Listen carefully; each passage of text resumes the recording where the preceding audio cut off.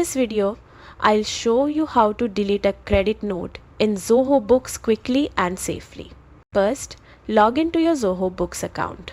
On the left sidebar, click Sales and then select Credit Notes.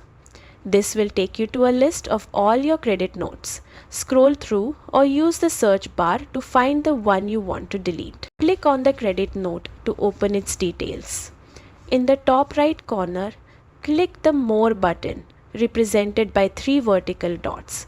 From the menu that appears, select Delete. Zoho Books will ask you to confirm because deletion is permanent.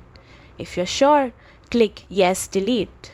Your credit note will now be removed from your account. And that's it. Deleting outdated or incorrect credit notes helps keep your records accurate and your finances organized. Don't forget to like and subscribe for more Zoho Books tutorials.